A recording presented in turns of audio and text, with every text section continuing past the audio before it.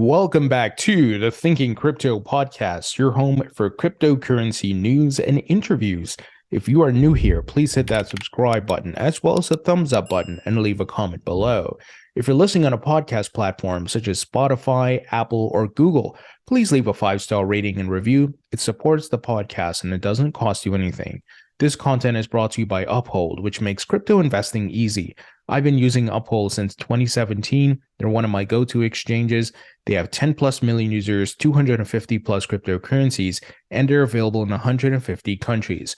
Right now, they are running a great promo. If you buy $600 in crypto, you can get $50 in Bitcoin for free. If you'd like to learn more about Uphold, please visit the link in the description. All right, my friends, what a day for Dogecoin. So Elon Musk continues his relationship with Dogecoin. It's a weird thing with Elon. We know he holds Dogecoin. He holds Bitcoin and Ethereum. And SpaceX and Tesla both hold Bitcoin on their balance sheets. And Elon has kind of played around with Dogecoin throughout the different bull markets. So the timing is actually bullish, even though I don't hold Dogecoin. Elon is being active in crypto again. And we know in the 2020 and 2021 bull markets, he was active tweeting about Bitcoin, Dogecoin, and all that stuff, right? Well, today he switched out the Twitter logo, and you can see it here on my screen. He switched out the Twitter logo for the Dogecoin logo. So go figure, guys. I don't know. This is Elon. So, Dogecoin popped off. The price jumped 30% to about 10 cents here. Right now, it's back to like 9 cents. So we'll see where it goes. But what we've been seeing on the charts, my friends, is that as Bitcoin made its strong move to $28,000, it went into the overbought scenario, right, from the micro standpoint. And what we've seen is that it's building support, it's consolidating. Well, what usually happens after a strong Bitcoin pump? The liquidity flows to altcoins, and then you see different altcoins pop off, right? And you look at the charts and you see them looking bullish. So different altcoins have been popping off, and now it's Dogecoin's turn. And I'm sure Elon is very much aware of that. And making this big change is a huge influence on Dogecoin coming from Elon, and everybody on Twitter sees it. So how long this is going to last, I don't know. But of course, Elon, he did on Friday ask a judge to dismiss a $258 billion racketeering lawsuit accusing him of pumping the cryptocurrency. So Elon doesn't seem to be too worried about that lawsuit, but you should know what's happening here, guys, with Dogecoin. But the bullish part I'm talking about, guys, is that Elon is active again. It means that this bull rally is legit. I'm not saying we're going to new all-time highs, but as we've been tracking, Bitcoin's retracement to about 40 to 50,000, that could happen by the summertime. It rolls over, the alts pop off, rinse and repeat, right? But I don't think the true bull market has started yet. I think that starts next year after the Bitcoin halving, as we've seen historically. Now, let's move ahead because we had some FUD, major FUD spreading throughout crypto Twitter.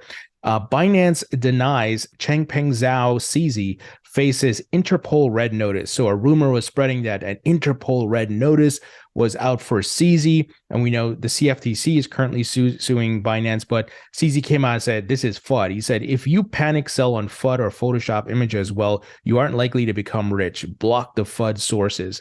And, sadly, it was one of the guys who I follow, Kobe. He's the one who contributed to this. He has over 700,000 followers. Really disappointed here that these guys are doing this, but what I think this is, some of these guys are shorting Bitcoin. They put out the FUD, it starts spreading, different accounts who are maybe coordinated with them, and that this creates fear and sell pressure, right? Because they want the price to go down to fill their shorts.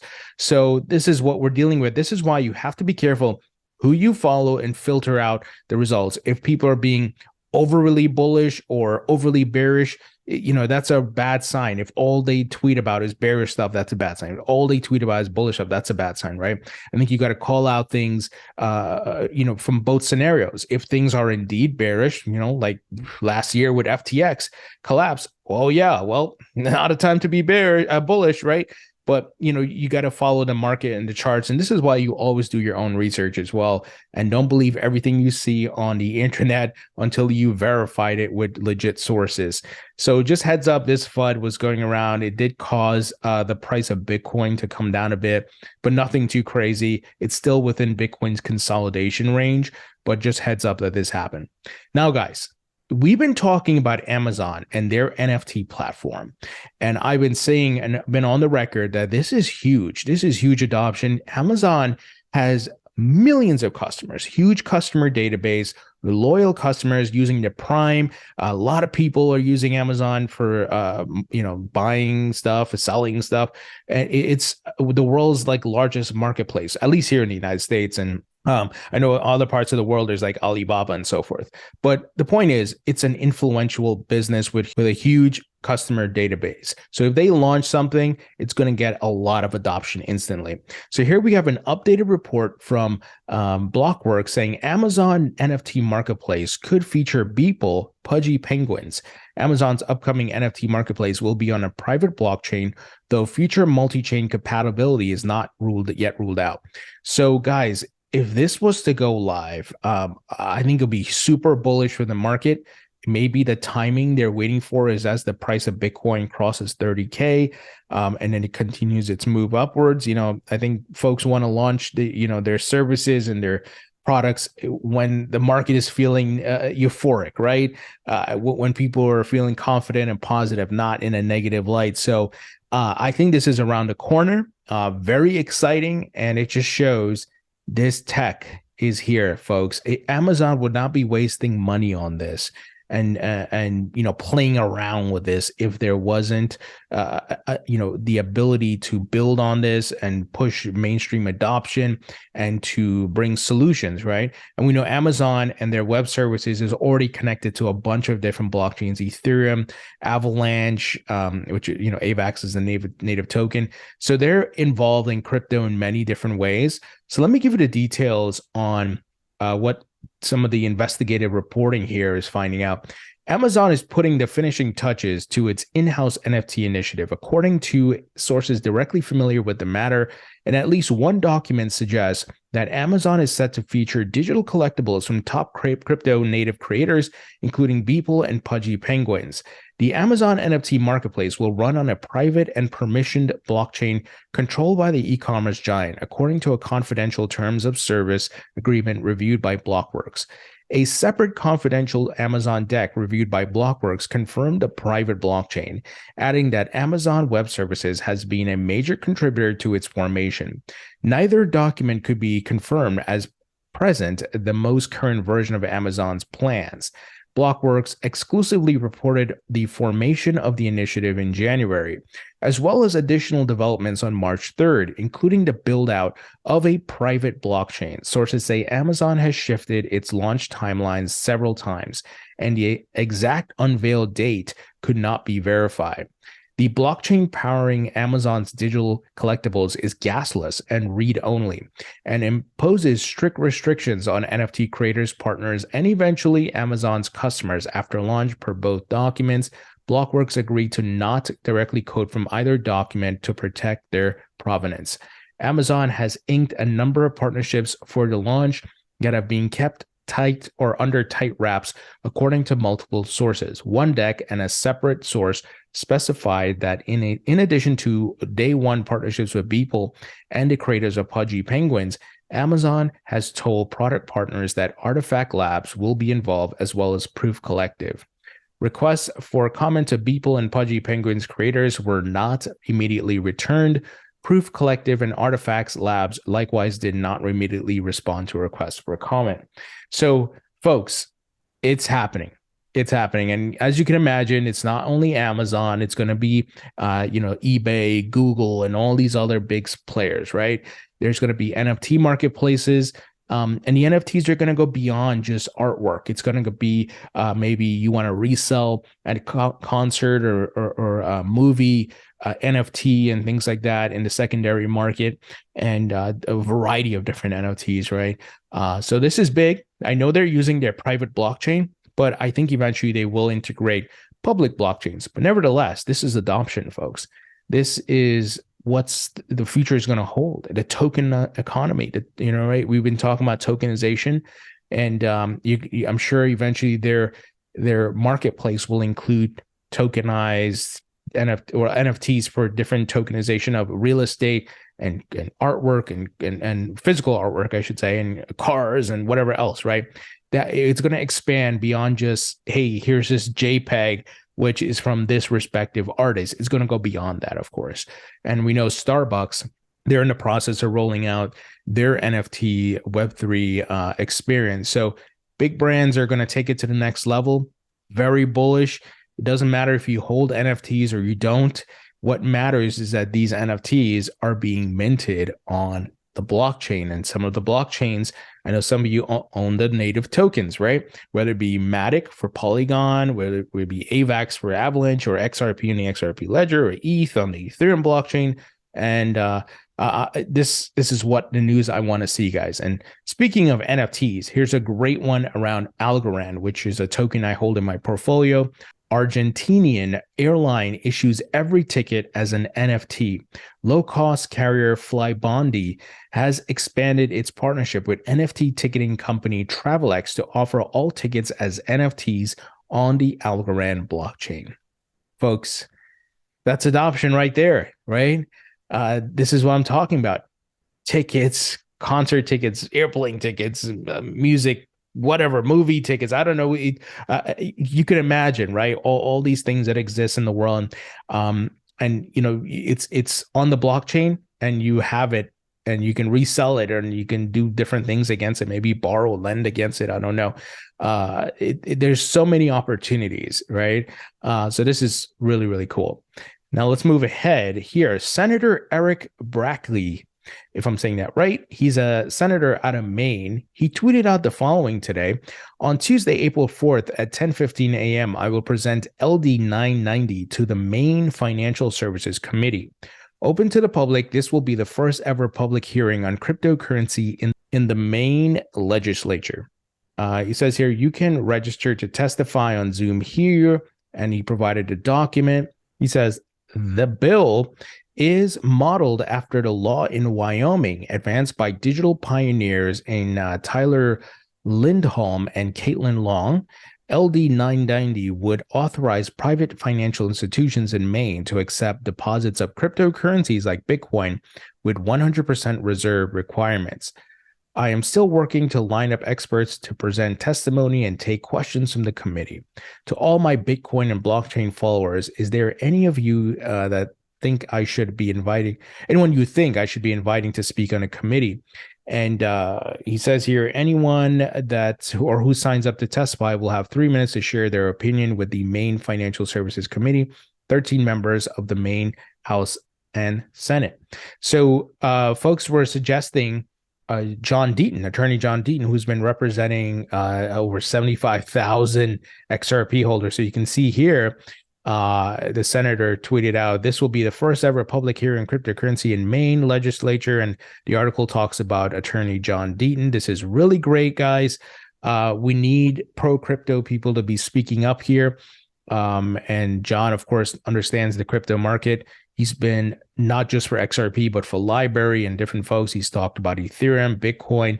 So this is really great. And hopefully John can participate here because he's very knowledgeable and he knows the headwinds we're facing right now with the SEC and the other regulators. So really, really great to see here. I'm going to try to get this senator on the podcast for an interview.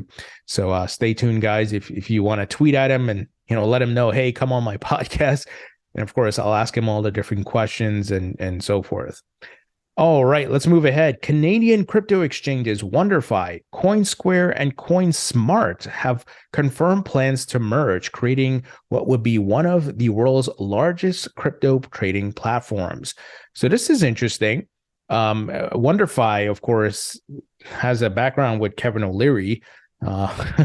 Kevin O'Leary, I if he's involved in something with crypto, I probably want to stay very far away, but this looks like, this merger is just going to be beneficial to the industry here and bringing, all these users together. So Between them, the three firms have 1.6 million users and more than $600 million in assets under custody, according to an announcement on Monday. Wonder shares have surged following the announcement, currently up 43.75% at 23 Canadian cents. In early trading, Kevin O'Leary is a strategic investor in WonderFi. Let's see here. The merger would be the affirmation of separate plans among the three firms in recent months. In January, it was reported that WonderFi and CoinSquare were in advanced talks to combine. This came only days after CoinSquare terminated a previous agreement to acquire CoinSmart.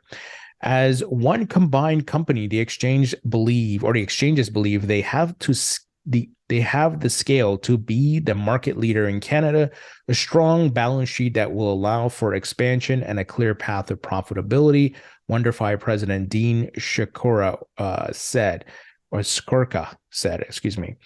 So guys, this is good news. I know sometimes, the elimination of these different companies into a merger, it brings less competition, but in a way, because we're so early in the crypto market and industry, and we're, fighting headwinds with crypto regulations and so forth, having these companies combine, they can pool their resources, capital, and different staff and so forth to be able to push for crypto regulations.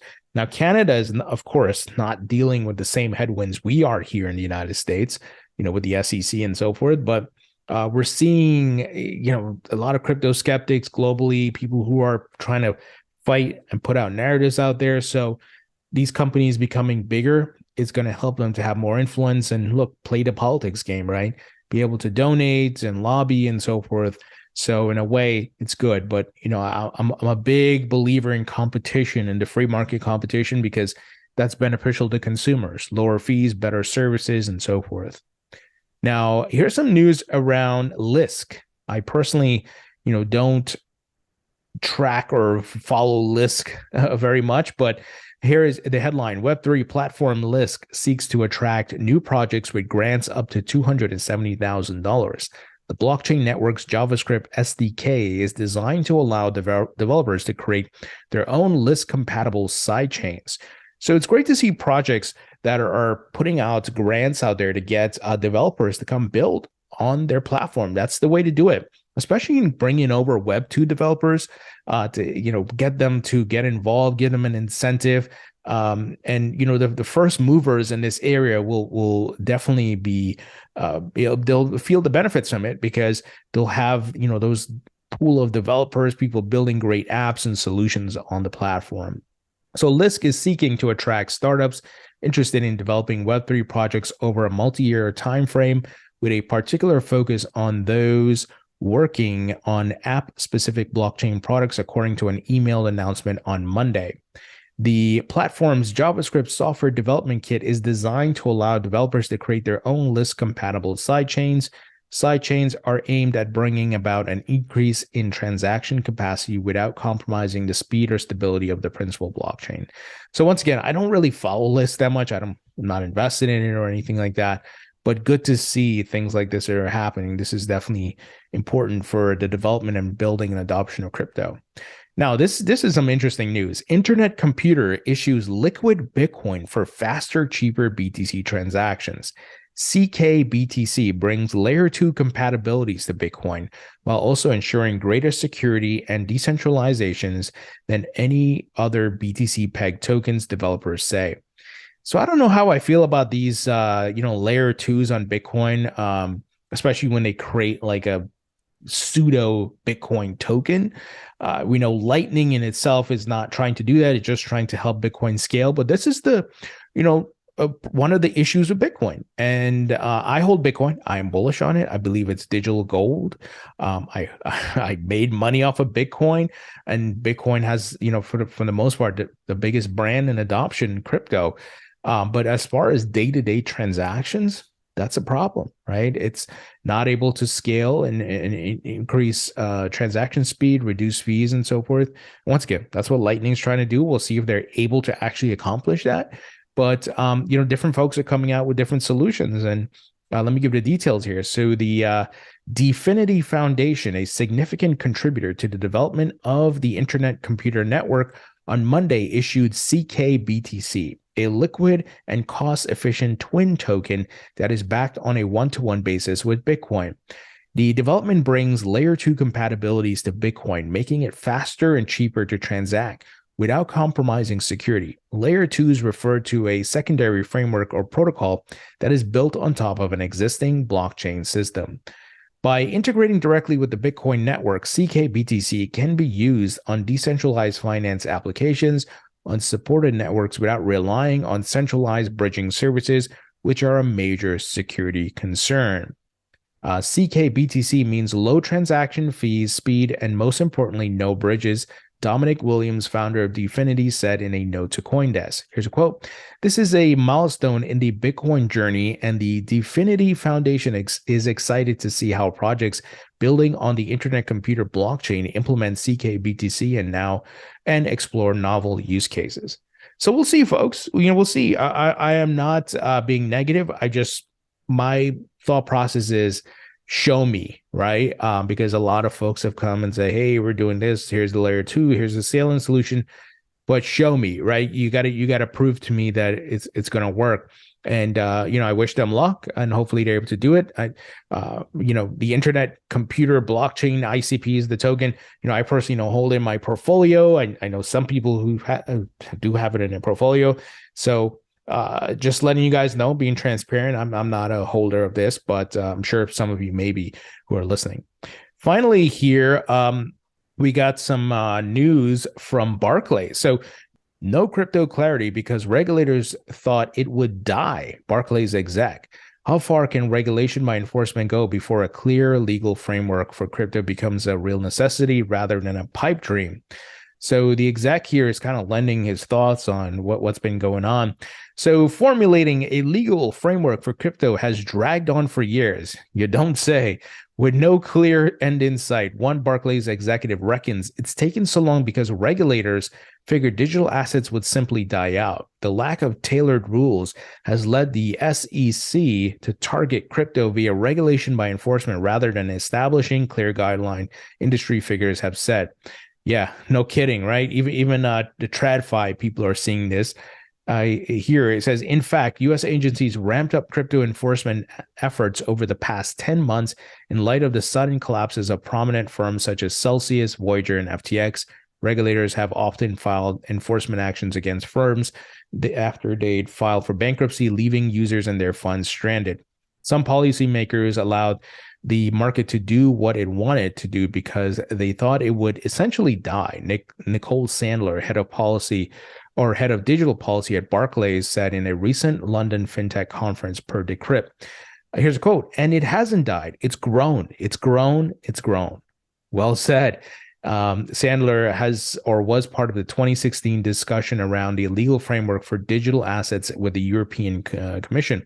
She acknowledged that the industry was still in the early stages back then, but noted that wasn't why regulators had since avoided establishing rules.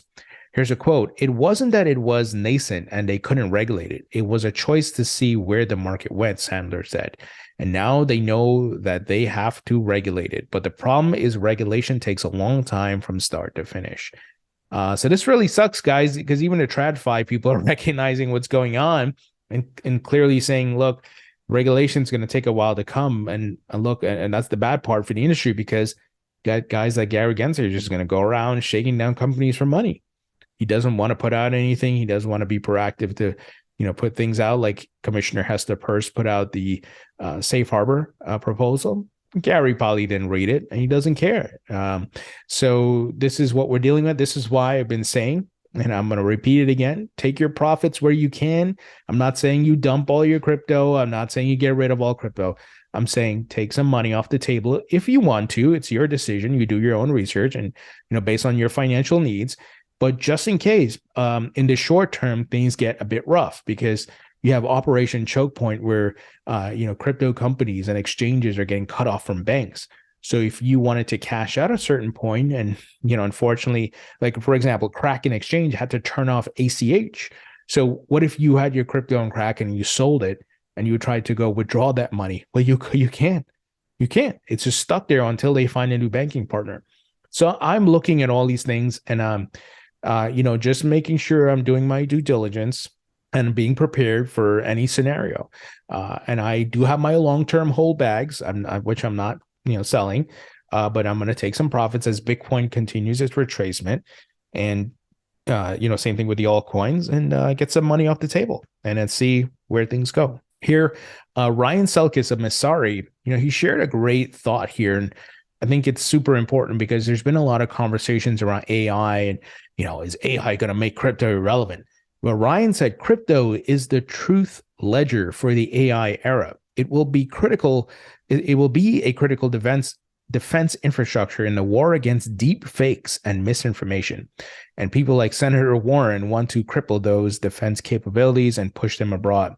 So I retweeted Ryan. I said, Ryan is spot on here. Crypto and blockchain will bring verifiability to the AI era. A lot of online files and activities will have to run on the blockchain because AI will be used to manipulate a lot of things. Guys, we're already seeing it with AI, right? And generating different images and fake images, and they look very real. So eventually images, where they're published on a social media network or a website, will have to be on the blockchain to verify that, hey, this is indeed an image. It came from this source, and it's not some random fake thing that popped up that somebody just generated, right? Because we're going to see a lot of that. Even like fake articles written by AI and so forth. You can imagine scammers are already looking at how they can use the tech, right? And maybe build their own AI and give it certain biases and whatever it may be. So we're in for a fight, but the solution is here, and that is blockchain, right? And crypto, and these networks that have the nodes and the validators, and we know, hey, on this blockchain, this was issued, this is verified, and so forth. That is pretty much the solution that's going to be needed. And all these social networks and platforms will have to run on blockchain because we're entering a new age, folks. If you thought the last 15 years of social media and the internet was rough, wait till we're in for more. Okay, it's going to get worse. But we have a solution, and this is where Web3 with blockchain and crypto can help solve a lot of that and prevent data breaches and identity theft and so forth. It's really going to help, but it's going to take time for that stuff to be built out. So just be aware of this and be careful with content online. You can imagine the scammers are already probably trying to do something with this stuff. So just be careful out there, folks. All right, guys, that's the news. Let me know what you think. Leave your thoughts and comments below. Hit the thumbs up button, share this video, and I'll talk to you all later.